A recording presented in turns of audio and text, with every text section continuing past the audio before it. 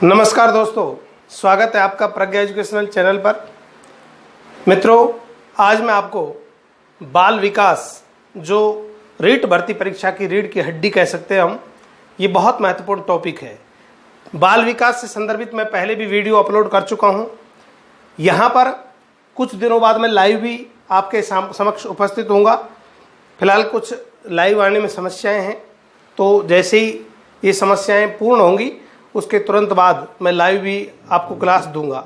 यहाँ पर हमारे YouTube चैनल पर निःशुल्क परीक्षा तक आपकी तैयारी निरंतर जारी रहेगी। तो आप हमारे YouTube चैनल से जुड़िए, अपने साथियों को जोड़िए और हमारे चैनल को सब्सक्राइब करें। बेल आइकन की घंटी जरूर प्रेस करें ताकि नेक्स्ट वीडियो की सूचना आपको मिल सके। अब हम आज हमारा जो टॉपिक है बाल विकास, इस बाल विकास टॉपिक को पढ़ेंगे। यहाँ पर बाल विकास टॉपिक के मैंने गत वीडियो अपलोड किए हुए हैं, जिसमें हमने विकास के आयाम और सिद्धांत, विकास की प्रमुख विशेषताएं, अभिवृद्धि और विकास में अंतर, इन सब पर चर्चा की थी। आज हम एक एक अवस्थाओं की चर्चा करेंगे। सबसे पहले शैशवावस्था। यहाँ पर बाल विकास के अंतर्गत जो शैशवावस्था, बाल्यावस्था, किशोरावस्था है, तीनों अवस्थाओं का तुलनात्मक अध्ययन हम पढ़ेंगे। लेकिन सबसे पहले हम शैशवावस्था की विशेषताएं पढ़ेंगे, उसके बाद बाल्यावस्था की और उसके बाद किशोरावस्था की। इन विशेषताओं में साथियों, एक बालक का शारीरिक विकास, संवेगात्मक विकास, सामाजिक विकास, नैतिक विकास, सभी विकासों पर हम चर्चा करेंगे और यहाँ पर समग्र अध्ययन करेंगे हम शैशवावस्था की क्या विशेषताएं हैं, किसने कौन से कथन कहे हैं, परीक्षा से संदर्भित जितने भी प्रश्न पूछे जाते हैं हम सब पर डिस्कस करेंगे। तो हम आज अपनी कक्षा प्रारंभ कर रहे हैं। यहाँ पर सबसे पहले मैं आपको जनरल अवस्थाओं के बारे में बता देता हूँ। जनरल जो अवस्थाएं हैं वो यहाँ पर एक होती गर्भावस्था। सबसे पहली अवस्था गर्भावस्था। गर्भावस्था का जो आयु काल है वो गर्भधारण से जन्म तक माना जाता है। दूसरी जो अवस्था मानी जाती है साथियों, वो है शैशवावस्था। जो शैशवावस्था है, यहाँ पर शैशवावस्था की जो आयु है वो 0 से 5 या 6 वर्ष मानी जाती है। ऑप्शन पर डिपेंड करेगा, 5 या 6 जो भी हो। तीसरा जो आयु है वो है बाल्यावस्था। बाल्यावस्था की जो आयु है साथियों 6 से 12 वर्ष है। इसके बाद किशोरावस्था की जो आयु है वो है 12 से ऊपर या 18 वर्ष तक। यहाँ पर वैसे तो अवस्थाओं का वर्गीकरण हरलोक, कोलसनिक और कोल ने अलग अलग प्रकार से किया है, उनकी यहाँ पर हम चर्चा नहीं करेंगे। यहाँ पर हम जो चर्चा करेंगे यह सामान्य जो वर्गीकरण होता है परीक्षा में, उसके आधार पर आपको उत्तर देने पड़ते हैं।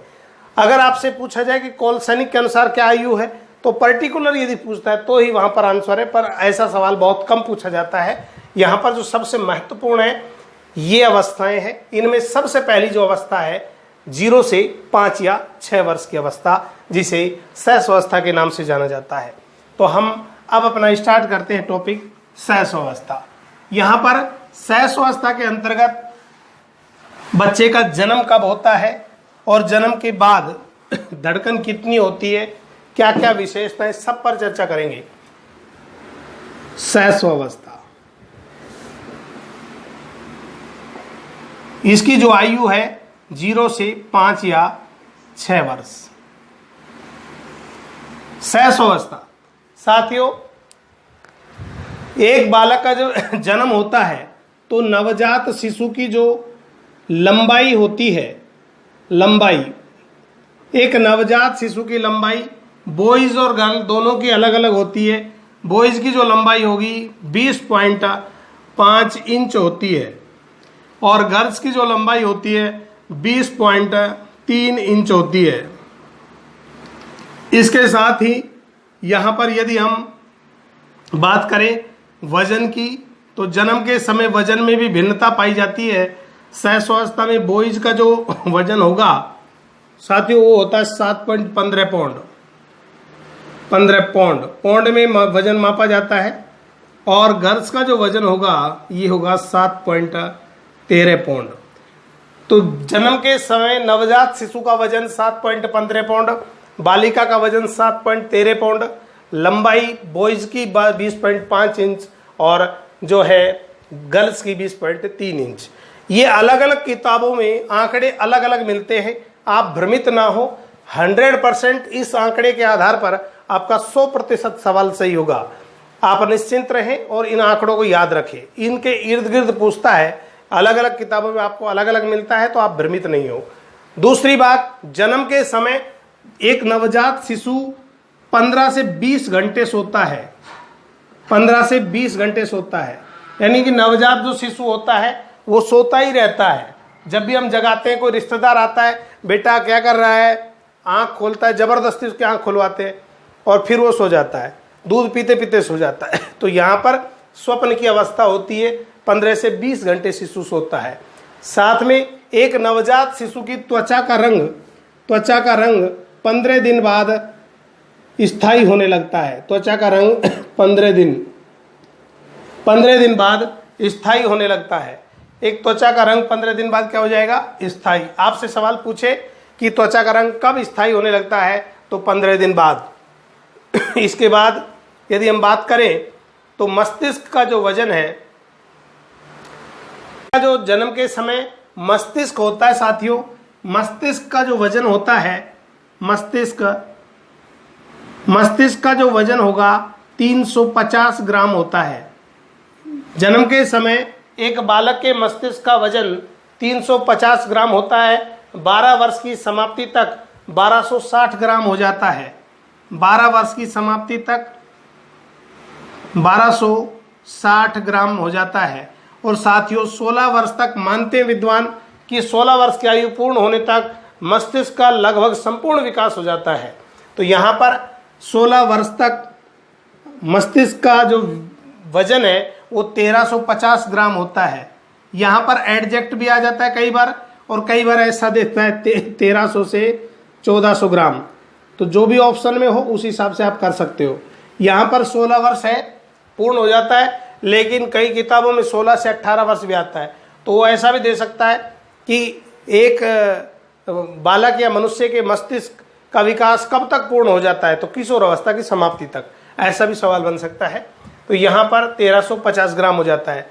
हमारे नेक्स्ट अगर हम बिंदु लें तो शैशवावस्था में, ये शैशवावस्था जो होती है, हड्डियों की संख्या, शैशवावस्था में हड्डियों की संख्या जन्म के समय हड्डियां एक बालक में 270 पाई जाती हैं। कितनी पाई जाएगी, 270। और जैसे ही बालक बाल्यावस्था में पहुंचता है, हड्डियों की संख्या 350 हो जाती है। यहाँ पर हड्डियां बढ़ जाती है। बाद में किशोर अवस्था की समाप्ति तक हड्डियां जुड़ करके और अस्थिकरण हो जाता है हड्डियों का, और हड्डियों की संख्या 206 रह जाती है। साथियों हड्डियों के जुड़ने को अस्थिकरण कहते हैं और हड्डियों के मजबूत होने को दृढ़ीकरण कहा जाता है। सर्वाधिक दृढ़ीकरण बाल्यावस्था में होता है, वहां पर भी चर्चा करेंगे। पहले आप यहाँ पर देखें, हड्डियां 270 जन्म के समय, 350 बाल्यावस्था में और किशोर अवस्था की समाप्ति तक 206 हड्डियां हो जाती है। इसके बाद यदि हम बात करें धड़कन, तो नवजात शिशु की जो धड़कन है, नवजात शिशु की धड़कन जो है 130 से 140 बार प्रति मिनट के हिसाब से नवजात शिशु का दिल धड़कता है। नवजात शिशु के दिल की धड़कन 130 से ज़्यादा धड़कता है। हमारा तो 72 बार धड़कता है, लेकिन नवजात शिशु का अधिक धड़कता है। और किशोर अवस्था की समाप्ति तक जो धड़कन है वो 72 बार प्रति मिनट के हिसाब से हो जाती है। साथियों अब हम बात करते हैं दांतों की। नवजात जो शिशु होगा उसमें दांतों की संख्या 0 होती है। दांत निकलना कब प्रारंभ होते हैं, या अस्थायी दांत कितने माह में निकलना प्रारंभ होते हैं, तो यहाँ पर दांत निकलना प्रारंभ, जिसे हम अस्थायी दांत कहते हैं, तो अस्थायी दांत आना प्रारंभ हो जाते हैं 6 माह में। 6 माह में अस्थायी दांत आना प्रारंभ हो जाते हैं और 2 से 2.5 वर्ष तक जो है 20 अस्थायी दांत आ जाते हैं। 2 वर्ष से 2.5 वर्ष तक जो दांतों की संख्या है वो 20 अस्थायी दांत आते हैं। ध्यान रखना, 20 अस्थायी दांत। और स्थायी दांत आना कब प्रारंभ होते हैं? तो स्थायी दांत आना प्रारंभ होते हैं साथियों 6 वर्ष से। स्थायी दांत प्रारंभ, तो स्थायी दांत जो प्रारंभ होंगे वो 6 वर्ष से होते हैं। ध्यान रखना, एक बार पूरे देखें। जन्म के समय नवजात शिशु का वजन 7.15 पाउंड, गर्ल्स का 7.13 पाउंड, लंबाई बॉयज की 20.5 इंच, बालिका की 20.3 इंच। जन्म के समय नवजात शिशु सोता ही सोता है और कितने घंटे? 15 से 20 घंटे लगभग सोता रहता है। नवजात शिशु का त्वचा का रंग 15 दिन बाद स्थायी होता है। सुने इस बात को और एक बार पुनः समझे। त्वचा का रंग कितने दिन में स्थायी होगा? 15 दिन में। क्योंकि जन्म के समय नवजात शिशु का जो रंग होता है वो बिल्कुल लाल लाल और वाइट वाइट होता है, बिल्कुल अजीब सा होता है। और आपने सुना होगा बड़े बुजुर्गों को कहते हुए कि पूछते हैं कहीं भाई किस पर गया है बालक, तो कहते हैं कि अभी तो कई रूप बदलेगा। उनका तात्पर्य यही होता है कि उनकी त्वचा का रंग, बच्चे की त्वचा का रंग स्थायी नहीं होता, इसलिए ऐसा कहा जाता है। तो त्वचा का रंग 15 दिन बाद स्थायी होने लगता है। इसके बाद नवजात शिशु की जो धड़कन है वो धड़कन 130 से 140 बार प्रति मिनट के हिसाब से धड़कता है। किशोरों में 72 बार प्रति मिनट के हिसाब से धड़कता है। अस्थायी दांत आना प्रारंभ 6 माह से 2.5 वर्ष तक 20 अस्थायी दांत आ जाते हैं और स्थायी दांत आना प्रारंभ 6 वर्ष से होते हैं। यहाँ पर मस्तिष्क जन्म के समय मस्तिष्क का जो वजन है 350 ग्राम होता है। 12 वर्ष की समाप्ति तक 1260 ग्राम हो जाता है। 16 वर्ष तक लगभग मस्तिष्क का पूर्ण विकास हो जाता है और 1350 ग्राम वजन हो जाता है। राउंड फिगर में भी कई बार देता है वो 1300 से 1400 ग्राम। इसके बाद नवजात शिशु में हड्डियों की संख्या 270 होती है। बाल्यावस्था में 350 और किशोर अवस्था की समाप्ति तक जो है हड्डियों की संख्या 206 रह जाती है। हड्डियों के जुड़ने को अस्थिकरण कहते हैं और हड्डियों के मजबूत होने को दृढ़ीकरण कहा जाता है। सर्वाधिक दृढ़ीकरण जो है बाल्यावस्था में होता है, क्योंकि बाल्यावस्था में बच्चा बहुत कूदता खेलता है। इस पर बाल्यावस्था में बहुत शानदार जो है हम आपको बताएंगे आगे। अब हम बात करते हैं इस बालक के, ये तो आंकड़े थे, लेकिन अब ये बालक शैशवावस्था में कैसा कैसा व्यवहार करता है। सबसे पहले बालक जब शैशवावस्था में बोलना प्रारंभ करता है या कुछ बोलता है तो सबसे पहला उसका प्रश्न क्या होता है, ये सवाल पूछ सकता है आपसे। तो एक नवजात शिशु जब बोलना प्रारंभ करता है, नवजात नहीं, जब बालक बोलना प्रारंभ करता है तो उसका प्रश्न होता है साथियों क्या है। पहला प्रश्न उसका यही होता है, वो पूछता है ये क्या है, और देसी भाषा में कहते यो के है, ऐसे पूछता है वो। फिर हम कहते हैं कि ये गिलास है, तो बच्चे से भूलता नहीं है और भूल जाता है तो कहता है गिलास है, बोल गिलास है।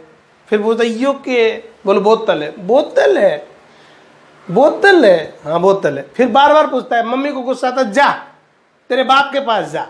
तो कहने का मतलब क्या है, बच्चा रिपीट करता है बात को, बार बार बोलता है, उसको आनंद आता है। उसका प्रश्न क्या है, वो पूछना तो आगे चाहता है लेकिन उसको आगे आता नहीं है, क्यों है ऐसा पूछना चाहता है लेकिन वो पूछ नहीं पाता और वो क्या पर अटक जाता है। तो बाल्य शैशवावस्था में पहला प्रश्न होगा क्या है। बाल्यावस्था में जो प्रश्न होता है वो होता है क्यों है। क्या से क्यों, हम कहेंगे कि बोतल है, बोलो क्यों, हम कहेंगे पंखा है, बोलो क्यों। तो वो इस प्रकार के प्रश्न पर अटका देता है। कई बार तो ऐसे प्रश्न करता है कि हमें अटक जाते हैं, जवाब देना मुश्किल हो जाता है। किशोर अवस्था में बच्चे का प्रश्न होता है कैसे, कैसे, ये कैसे हुआ। तो वहां पर आश्चर्य बहुत होता है किशोर अवस्था में। यहां पर जब क्या है का प्रश्न करेगा बच्चा तो इसका मतलब क्या है, जिज्ञासा की प्रवृत्ति है साथियों। तो शैशवावस्था की प्रमुख एक विशेषता हो गई जिज्ञासा की प्रवृत्ति। जिज्ञासा की प्रवृत्ति, शैशवावस्था में जिज्ञासा की प्रवृत्ति होती है, जानने की इच्छा रखता है बालक। और शैशवावस्था में पर निर्भरता होती है, पर निर्भरता। पर निर्भरता से तात्पर्य दूसरों पर आश्रित होता है। बच्चा 2 वर्ष तक तो बिल्कुल हम उसकी निगरानी करते हैं, 2 ढाई वर्ष 3 वर्ष तक तो पर निर्भर होता है। दूसरा कोई खिलाता है तो खा लेता है, नहीं तो ऐसे घूमता रहता है, पर निर्भर होता है। और पर निर्भरता से आत्मनिर्भरता की ओर बढ़ता है। तो हम ऐसा भी कह सकते हैं, ये विशेषता भी बन सकती है, आत्मनिर्भरता का विकास भी इसी अवस्था में होता है। आत्मनिर्भरता। तो आत्मनिर्भरता का विकास या पर निर्भरता कौन सी अवस्था की विकास विशेषता है? शैशवावस्था की, बिल्कुल। और जब बालक में इस अवस्था में सामाजिकता का गुण बिल्कुल नहीं होता, सामाजिकता का अभाव पाया जाता है। लेकिन साथियों, सामाजिकता का प्रारंभ यहीं से होता है। जन्म के समय एक बालक न तो सामाजिक होता है न असामाजिक होता है। सामाजिक बीजों का अंकुरण परिवार से होता है, मित्र मंडली से होता है। तो यहां पर सामाजिकता का अभाव, सामाजिकता का अभाव, और सामाजिकता के अभाव के साथ साथ सामाजिकता का प्रारंभ भी यहीं से होगा। सामाजिकता का प्रारंभ, तो सामाजिकता का अभाव और सामाजिकता का प्रारंभ किस अवस्था की विशेषता है? शैशवावस्था की। आगे हम बात करें तो संस्कारों के विकास की आयु, संस्कारों के विकास की आयु है ये, बिल्कुल। पहली बार बालक संस्कार यहीं से सीखता है। संस्कार शैशवावस्था में जैसे डाले जाते हैं आगे चलकर वैसे ही काम आते हैं। तो संस्कारों की आयु, संस्कारों की आयु कौन सी कहलाएगी? शैशवावस्था। साथ में खिलौनों की आयु, खिलौनों की आयु, खिलौने की आयु, क्योंकि खिलौनों की आयु यही है।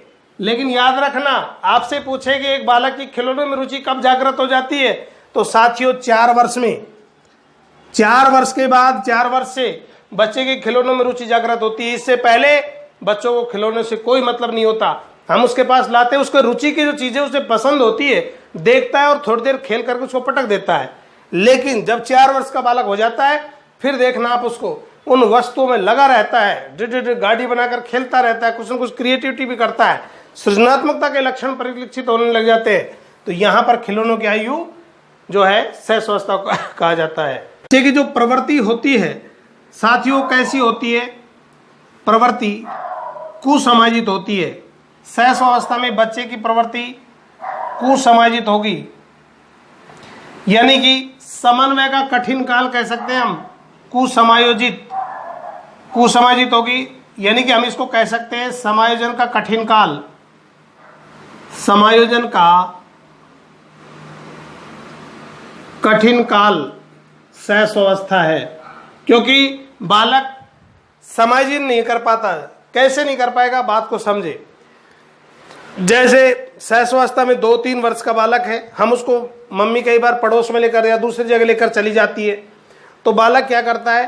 थोड़ी देर ही रुकता है, रोने लग जाता है, या फिर हाथ को ऐसे करता है, चल चल। तो माँ कहती है देखो दूसरी जगह रुकता ही नहीं है, तो कहीं पर भी नहीं रुकता है, और फिर माँ वापस लेकर के आ जाती है। तो यहाँ पर प्रवृत्ति कुसमाजित होगी। समायोजन एडजस्टमेंट बहुत कम कर पाता है, लेकिन किस बाल्यावस्था में सर्वाधिक समायोजन होता है। कहीं पर छोड़ दो, सभी जगह समायोजन करेगा। हम वहाँ पर विस्तार से चर्चा करेंगे बाल्यावस्था में। इसके बाद बच्चे का जो व्यक्तित्व होता है वो अंतर्मुखी होगा। इसका जो व्यक्तित्व होगा बच्चे का शैशवावस्था में, वो कैसा होगा? अंतर्मुखी। अंतर्मुखी कैसे होगा? अंदर मुंह नहीं होता। अंतर्मुखी से तात्पर्य कि बच्चे अपने विचारों की अभिव्यक्ति पूर्ण नहीं कर पाता। बच्चा अपनी भावनाओं की अभिव्यक्ति पूर्ण नहीं कर पाता, क्योंकि बच्चे में शब्दकोश का अभाव हो पाया जाता है। तो व्यक्तित्व तो अंतर्मुखी होगा, प्रवृत्ति कुसमाजित होगी, संस्कारों की आयु, संस्कार यहीं से प्रारंभ होते हैं। इसके बाद नैतिकता का प्रारंभ, नैतिकता का अभाव यहीं पाया जाएगा और नैतिकता का प्रारंभ भी यहीं से होगा। नैतिकता का प्रारंभ यानी नैतिकता पहले, सबसे पहले बालक अपने परिवार से सीखता है। सामाजिक गुणों का सीखना सबसे पहले परिवार से ही सीखता है। माँ पहली शिक्षिका होती है, तो नैतिकता का प्रारंभ शैशवावस्था से माना जाएगा। जैसे हम कहते हैं कि कोई घर पे आ गया, मान लो हम कहते हैं बेटा अंकल के पैर छू, तो उसको पता नहीं, फिर हम करके जय कर दे, तो वो जय करके दिखाता है, नकल करता है बच्चा, अनुकरण से सीखता है और धीरे धीरे वो हैबिट हो जाती है और नैतिकता के गुण उसमें अंकुरित हो जाते हैं। साथ में इस अवस्था में सामाजिक भावना का विकास होता है और कल्पना की सजीवता। यहाँ पर शैशवावस्था की एक प्रमुख विशेषता कल्पना की सजीवता। कल्पना की सजीवता से तात्पर्य क्या है कि बच्चा कल्पना करता है परियों की कहानी की। कल्पना की सजीवता बिल्कुल पूछा हुआ सवाल है ये। कल्पना की सजीवता से तात्पर्य है परियों की कहानी, गुड्डे गुडियों की कहानी, और जितने उसके विचार होते हैं उस विचारों के इर्द गिर्द एक ताना बुनता है वो। तो कल्पना की सजीवता होती है जैसे माता पिता। सजीवता का मतलब वो निर्जीव वस्तु को भी सजीव समझता है। जैसे सहस अवस्था में कोई बालिका है गुड़िया को लेकर सोती है तो वो समझती है कि ये गुड़िया दूध पिलाती है, उसके साथ खेलती है, तो वहां पर कल्पना की सजीवता का प्रकटीकरण हो रहा है। वहां पर जो है जीववाद का दोष माना जाता है, जिसे निर्जीव वस्तु को सजीव समझा जाता है। जीन पियाजे ने बताया है। इसके बाद जो है अन्य विशेषताओं में यहां पर आत्म प्रदर्शन का अवसर देना चाहिए बालक को। आत्म प्रदर्शन का अवसर, आत्म प्रदर्शन का अवसर, यहां पर आत्म प्रदर्शन का बालक को अवसर देना चाहिए। साथ में क्रिया के द्वारा शिक्षा। बालक को सहसवावस्था में शिक्षा कैसे देनी चाहिए? क्रिया के द्वारा, करके सिखाना चाहिए। क्रिया के द्वारा शिक्षा, यहां पर बच्चे को क्रिया से सिखाना चाहिए। यहां पर आपने सुना होगा उत्तम शिक्षण विधि जो है सहसवावस्था में, ये उत्तम शिक्षण विधि एक तो खेल विधि है हेनरी कोल्डवेल कुक की, एक डाल्टन विधि है डाल्टन विधि, और एक है किंडरगार्टन विधि। तो ये मारिया मोंटेसरी विधि है। तो ये जो है खेल विधियां, खेल विधियां सहसवावस्था में उपयुक्त होती है। क्रिया के द्वारा बच्चों को शिक्षा खेल खेल में दी जानी चाहिए। यहाँ पर सहसवावस्था में अगर हम बात कर लेते हैं संवेग की, सहसवावस्था में जो संवेग है महत्वपूर्ण है। ये सहसवावस्था में जन्म के समय कितने संवेग होते हैं, बहुत बार पूछा हुआ सवाल है। जन्म के समय अलग अलग मानते हैं, लेकिन याद रखना जन्म के समय एकमात्र संवेग उत्तेजना माना जाता है, एक्साइटमेंट माना जाता है। और उत्तेजना को मानने वाले थे ब्रजेज महोदया क्या कहती है कि जन्म के समय एकमात्र संवेग एक्साइटमेंट होता है, उत्तेजना होता है। जबकि एक विद्वान हुए वाटसन महोदय कहते हैं कि जन्म के समय 3 संवेग होते हैं बालक में, भय, क्रोध और प्रेम। भय, क्रोध और प्रेम, ये बालक में 3 संवेग होते हैं। ये बात वाटसन कहता है। कौन कहता है? वाटसन। अब हम एक बार इनको रिपीट कर लेते हैं। जन्म के समय एक बालक का वजन बॉयज का 7.15 पाउंड और बालिका का 7.13 पाउंड होता है। जन्म के समय लंबाई बालिका बॉयज की 20.5 इंच और बालिका की 20.3 इंच होती है। जन्म के बाद एक बालक नवजात शिशु 15 से 20 घंटे सोता है। नवजात शिशु की त्वचा का रंग 15 दिन बाद स्थायी होना प्रारंभ हो जाता है। नवजात शिशु के दिल की धड़कन 130 से 140 बार प्रति मिनट के हिसाब से धड़कता है। किशोर अवस्था की समाप्ति तक साथियों 72 बार प्रति मिनट के हिसाब से दिल धड़कता है। मस्तिष्क की बात करें तो जन्म के समय मस्तिष्क का जो वजन होता है वो 350 ग्राम होता है। 12 वर्ष की आयु तक 1260 ग्राम वजन हो जाता है और 16 वर्ष की आयु तक मस्तिष्क का लगभग पूर्ण विकास हो जाता है और वजन 350 ग्राम हो जाता है। और अगर वैसे पूछे तो 1300 से 1400 ग्राम। यहाँ पर हड्डियों की बात करें तो हड्डियां जन्म के समय 270 मानी जाती है और बाल्यावस्था में हड्डियों की संख्या 350 हो जाती है। किशोर अवस्था की समाप्ति तक 206 हो जाती है। सहस्वावस्था में बच्चे का प्रश्न क्या है, ये होता है क्या है। यहाँ पर हम बात करें तो अस्थायी दांत जन्म के समय शून्य होते हैं। अस्थायी दांत आना प्रारंभ होंगे 6 माह से।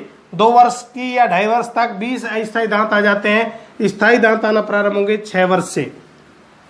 सहस्वावस्था में बालक पर निर्भर होता है, दूसरे पर निर्भर होता है। आत्मनिर्भरता का विकास भी सहस्वावस्था में प्रारंभ होता है। सामाजिकता का अभाव पाया जाता है और सामाजिकता के गुणों का प्रारंभ भी सहस्वावस्था से होगा।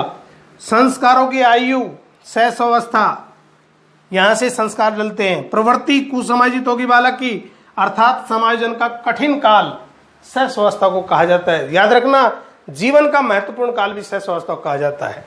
कल्पना की सजीवता, यहाँ पर गुड्डे गुड़ियों परियों की कहानी, कल्पना की सजीवता सहस्वावस्था की प्रमुख विशेषता है। नैतिकता का प्रारंभ भी सहस्वावस्था से होता है। व्यक्तित्व बालक का अंतर्मुखी होता है। खिलौनों की आयु सहस्वावस्था, लेकिन याद रखना खिलौनों में रुचि कब जागृत होगी? 4 वर्ष से। जिज्ञासा की प्रवृत्ति सहस्वावस्था में होती है। और यहाँ पर हम बात करें जन्म के समय कोई संवेग वैसे नहीं मानते, लेकिन जन्म के समय ब्रजेश महोदया मानती है कि जन्म के समय 3 संवेग एक संवेग होता है उत्तेजना, और भय, क्रोध और प्रेम। याद रखना भय, क्रोध और प्रेम। ऐसा पूछता है वाटसन के अनुसार जन्म के समय कौन सा संवेग नहीं बताया, तो याद रखना भय, क्रोध और प्रेम वात्सल्य ने बताए और उत्तेजना ब्रजेश ने बताई। क्रिया के द्वारा शिक्षा देनी चाहिए। शैशवावस्था में आत्म प्रदर्शन की भावना का बच्चे में विकास किया जाना चाहिए। जब वो कुछ बोलता है तो हमें उसकी बातों को गौर से सुनना चाहिए, क्योंकि कोमल भावनाएं वो अपनी अभिव्यक्त करता है। इसके बाद हम बात करते हैं विशेषताओं की ओर। तो यहाँ पर बच्चे का 4 से 5 वर्ष का जब बालक होता है, कितने वर्ष का, 4 से 5 वर्ष।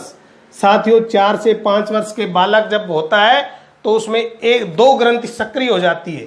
बालक और बालिकाओं में अलग अलग ग्रंथि है, एक मातृ विरोधी होती है, एक पितृ विरोधी होती है।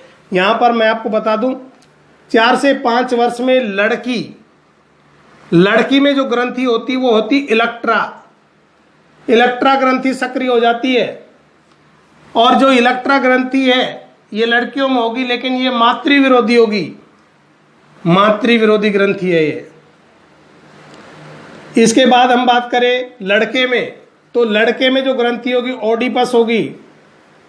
लड़के में जो ग्रंथि होगी कौन सी होगी, ओडिपस। और ओडिपस ग्रंथि लड़के में होती है, और लड़के में जो ग्रंथि होगी ये पितृ विरोधी ग्रंथि होती है, पितृ विरोधी। यहां पर ये बात ओडिपस और इलेक्ट्रा ग्रंथि की किसने की थी, सिगमंड फ्राइड ने। सिगमंड फ्राइड ने मनोसामाजिक सिद्धांत दिया, मनोविश्लेषणात्मक सिद्धांत दिया। उस सिद्धांत में मैंने अलग से भी इसका चैप्टर डाल रखा है सिगमंड फ्राइड का, तो वहां पर भी आप देख सकते हो। इलेक्ट्रा और ओडिपस जो ग्रंथि है 4-5 जो है वर्ष की आयु में प्रारंभ हो जाती है। इसके बाद बच्चे का जो शैशवावस्था में व्यवहार होता है वो मूल प्रवृत्त्यात्मक व्यवहार होता है। बच्चे का व्यवहार कैसा होगा, मूल प्रवृत्त्यात्मक। मूल प्रवृत्त्यात्मक से तात्पर्य बच्चा अपनी अभिव्यक्ति मूल प्रवृत्तियों के केंद्र इर्द गिर्द करता है। मूल प्रवृत्त्यात्मक व्यवहार, मूल प्रवृत्त्यात्मक व्यवहार से तात्पर्य क्या है कि बच्चे अपने विचारों की जो अभिव्यक्ति करता है वो मूल प्रवृत्ति के इर्द गिर्द करता है। जैसे भूख लगी तो रोने लग जाएगा, प्यास लगी तो भी रोने लग जाएगा। मूल प्रवृत्तियां है उसके इर्द गिर्द किस चीज को लेना, छीनना, झपटना, मूल प्रवृत्तियों के इर्द गिर्द स्व प्रेम की भावना अधिक होती है। याद रखना आत्म प्रेम का व्यवहार बालक अधिक करता है इस अवस्था में। आत्म प्रेम अधिक करता है। पर जो है आत्म प्रेम ही होता है, बच्चा स्वयं से प्रेम करता है। और आत्म प्रेम को ध्यान रखना बहुत महत्वपूर्ण है। आत्म प्रेम को सिगमंड फ्राइड ने नाम दिया नार्सिसिज्म। नार्सिसिज्म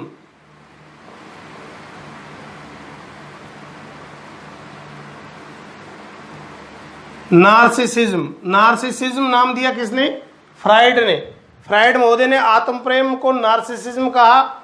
एक व्यक्ति था जो अपने आप से बहुत अधिक प्रेम करता था, शीशे के सामने खड़ा होकर दिन भर वो फैशन करता रहता था, तो उसी के नाम से नार्सिसिज्म नाम दिया। तो यहाँ पर नार्सिसिज्म आत्म प्रेम स्व प्रेम की भावना सर्वाधिक होती है किस अवस्था में, शैशवावस्था में। बच्चा अपने आप से मोह करता है। और नार्सिसिज्म किशोर अवस्था में भी होता है। वहां पर जो है एज ऑफ ब्यूटी कहलाती है, वो सौंदर्य की अवस्था, सुनहरी अवस्था कहलाती है। इसके बाद हम बात करें शैशवावस्था में काम प्रवृत्ति सर्वाधिक होती है। काम प्रवृत्ति शैशवावस्था में कैसी होगी, सर्वाधिक होगी। सिगमंड फ्राइड बताता है कि शैशवावस्था में काम प्रवृत्ति सर्वाधिक होती है। और ये क्षणिक संवेग की अवस्था कहलाती है शैशवावस्था, क्षणिक संवेग की अवस्था। ये संवेग बड़े क्षणिक होते हैं, 1 मिनट में रो रहा है और 1 मिनट में हंसने लग जाएगा, इसलिए इसको क्षणिक संवेग की अवस्था कहा जाता है। जैसे मान लो किसी बच्चे को कोई चीज चाहिए और वो नहीं मिली, तो ऐसे रो रहा है, पता नहीं क्या हो गया। हम एकदम अंदर से आते हैं, लगता है कि गिर गया, लग गई, क्या हो गया। जब हमसे कहते हैं क्या हुआ बेटा, किसने मारी, दूसरे पर भी हम क्रोध करते हैं, छोटे बच्चे पर भी, तूने तो नहीं मारी इसके। लेकिन जब पता पड़ता है कि चीज के मारे कर रहा है, वो चीज हमने उसको जैसे ही दी एकदम चुप और हंसने लग जाएगा। संवेग उसके बहुत क्षणिक होते, तुरंत बदलते हैं। क्षणिक संवेग की अवस्था शैशवावस्था कहलाती है।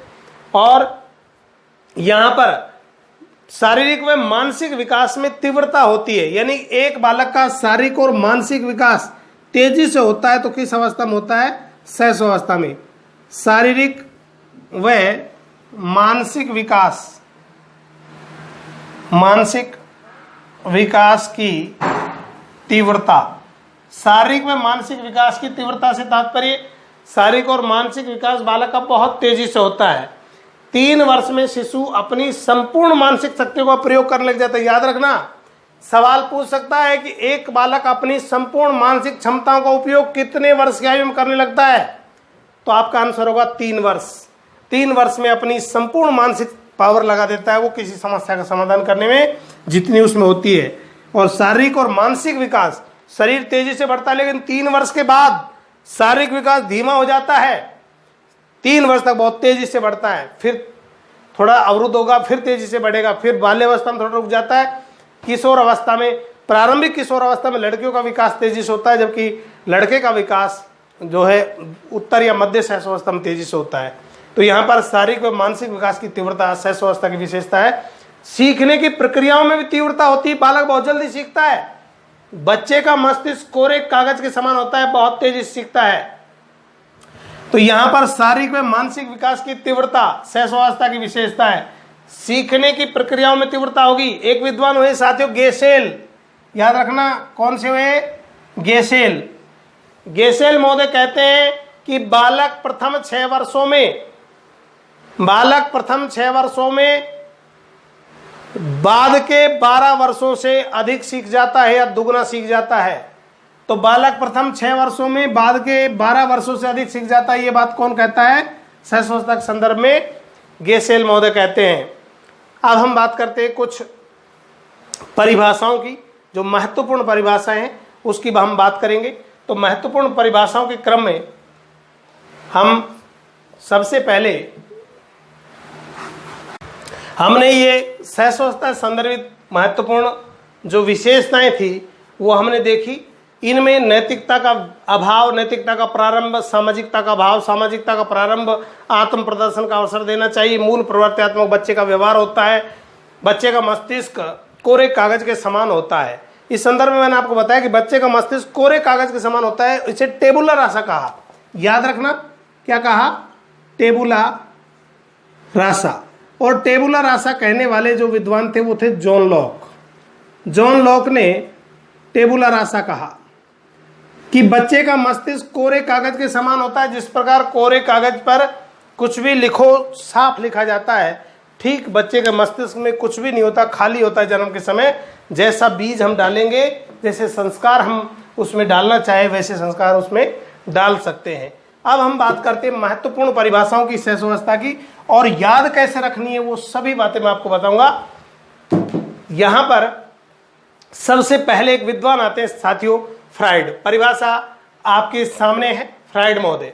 फ्राइड महोदय कहते हैं कि मनुष्य जो कुछ भी बनता है वह जीवन के प्रारंभिक 4-5 वर्षों में बन जाता है। यानी मनुष्य जो कुछ भी बनता है वह जीवन के प्रथम 4-5 वर्षों में बन जाता है, यह बात फ्राइड महोदय कहते हैं। तो इसमें आप याद करने की ट्रिक क्या करोगे, जो कुछ बनना होता है 4-5 वर्षों में बन जाएगा, 4-5 वर्षों में। तो बनने की बात 4-5 वर्षों में कौन करता है, फ्राइड करता है। तो आप याद रखना, मनुष्य जो कुछ भी बनना होता है जीवन के प्रथम 4-5 साल बन जाता है, अर्थात शैशवावस्था जीवन की आधारशिला है। यहां पर जैसे हम उसकी नींव बनाएंगे, बच्चे की नींव वैसी ही बनती है। दूसरी परिभाषा आपके सामने है। दूसरी परिभाषा है वाटसन की। वाटसन महोदय कहते हैं शैशवावस्था में सीखने की सीमा और तीव्रता विकास की अन्य अवस्थाओं की अपेक्षा अधिक होती है। वाटसन क्या बात करते हैं, शैशवावस्था में सीखने की सीमा और तीव्रता विकास की अन्य अवस्थाओं की अपेक्षा अधिक होती है। तो यहां पर शैशवावस्था में सीखने की सीमा और तीव्रता अधिक कौन बताता है, वाटसन। सीखने की सीमा में ज्यादा सीमा होती है, ज्यादा सीखता है बच्चा, और तीव्रता मन तेजी से सीखता है, यह बात कौन बताता है साथियों, वाटसन। नेक्स्ट तीसरी परिभाषा आपके सामने है। तीसरी परिभाषा है क्रो एंड क्रो की। 20वीं शताब्दी को बालक की शताब्दी कहा। 20वीं शताब्दी क्यों कहा, क्योंकि 20वीं शताब्दी से बाल केंद्रित शिक्षा दी जा रही है और बालक टॉप पर है। बालक सर माथे बिठा रखा है, ना पीटना है ना कुछ करना है। जब से आरटी आया तब से तो बिल्कुल बाल केंद्रित शिक्षा है। इसलिए 20वीं शताब्दी को बालक की शताब्दी क्रो एंड क्रो ने पहले कह दिया था। इसके बाद नेक्स्ट परिभाषा आती है नेक्स्ट परिभाषा आपके सामने है रूसो की। रूसो महोदय कहते हैं कि बालक के हाथ, पैर और नेत्र उसके प्रारंभिक शिक्षक है। हाथ, पैर और नेत्र उसके प्रारंभिक शिक्षक है। प्रारंभिक शिक्षक का मतलब हाथों से बच्चा क्रिया करके सीखता है, पैरों से चलकर सीखता है। हाथ, पैर और नेत्र आंखों से देखकर सीखता है, ये पहले गुरु है। ये बात किसने कही साथियों? रूसो ने, याद रखना। अब हम बात करते हैं नेक्स्ट परिभाषा की। नेक्स्ट परिभाषा बहुत फेमस है, आप जानते हो, वैलेंटाइन 14 फरवरी।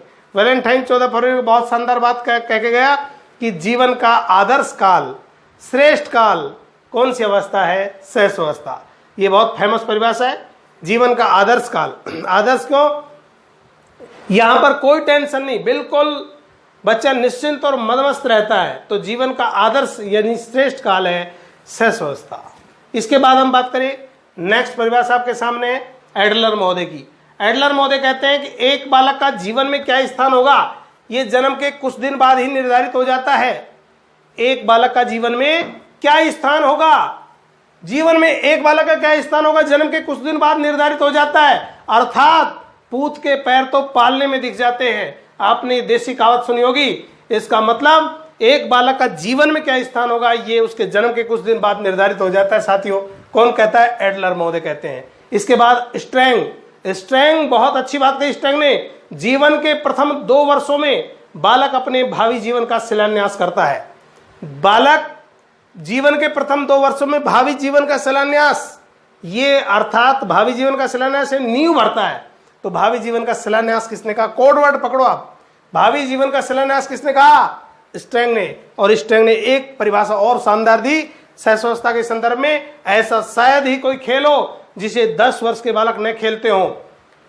यानी कि हम कुछ भी नहीं सिखाते थे बच्चों को, पता नहीं कौन कौन से गेम अपने आप सीख के आ जाता है, स्कूल में जाता है, मित्र मंडली में जहां भी जाता है। इसलिए ऐसा शायद ही कोई खेल हो जो 10 वर्ष के बालक न खेलते हो। ये बात स्ट्रैंग महोदय ने कही। बाद हम नेक्स्ट परिभाषा आपके सामने, नेक्स्ट परिभाषा है थॉर्नडाइक महोदय की। थॉर्नडाइक महोदय कहते हैं कि 3 से 6 वर्ष के बालक, 3 से 6 वर्ष के जो बालक होते हैं वो प्राय अर्ध स्वप्न की अवस्था में होते हैं। अर्ध स्वप्न का मतलब आधे जागे से रहते हैं, आधे खोए से रहते हैं।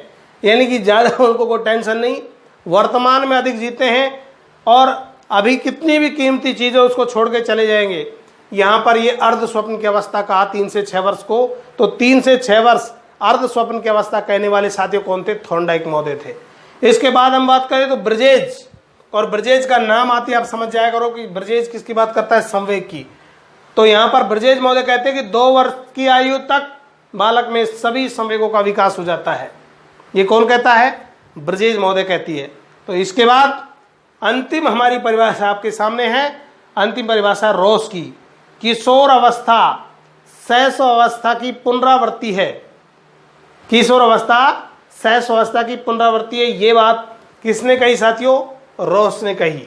तो ये महत्वपूर्ण कुछ परिभाषाएं थी जो हमने अब देखी, इनको याद करें। ये अक्सर परीक्षा में रिपीट करके पूछी जाती रहती है।